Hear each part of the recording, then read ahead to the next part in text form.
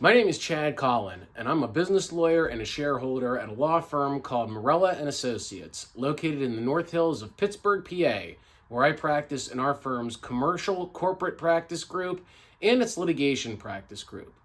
Business lawyers oftentimes break down into two groups: transactional lawyers and litigation lawyers. Transactional lawyers are involved in the drafting and negotiation of contracts, formation of businesses, buying and selling of businesses, assets in real estate, commercial finance, those types of matters. Litigation lawyers get involved when all that goes bad and a dispute arises between two or more parties that ends up going to court. Because I handle both transactional matters and litigation, I feel that gives me a unique perspective on both. I can see a transactional negotiation and contract through the lens of how a court would view it if a dispute transpired. I can also view litigation through the lens of a business decision and help clients decide if litigation is necessary or will actually help the business achieve its objectives. Today, I want to focus on explaining to business owners what I call the life cycle of a lawsuit.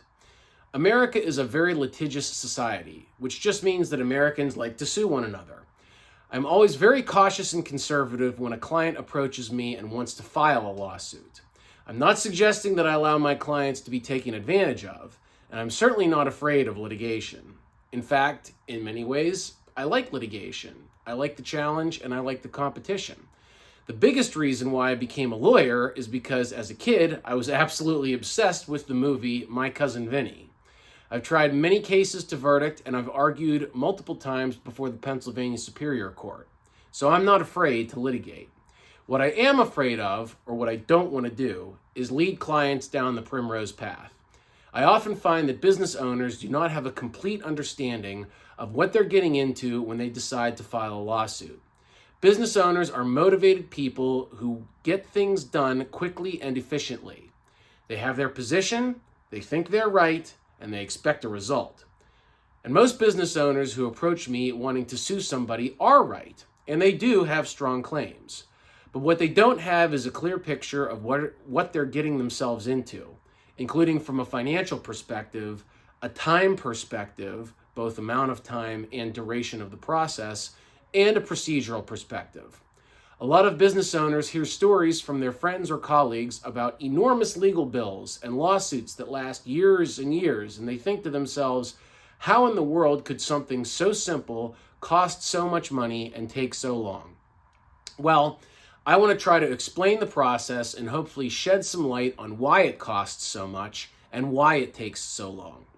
In short, the civil litigation system is not designed for efficiency.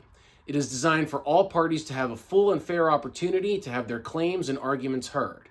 It is designed to try, as best as we can, to get to the real truth of what happened in a dispute.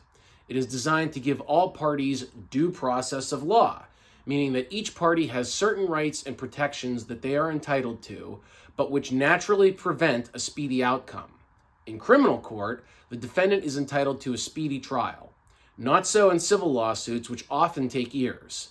So in this series of videos, I want to go through the life cycle of a lawsuit in the hopes of educating business owners and decision makers on the litigation process so they know how serious it is, how long it can take, and what they're signing themselves up for.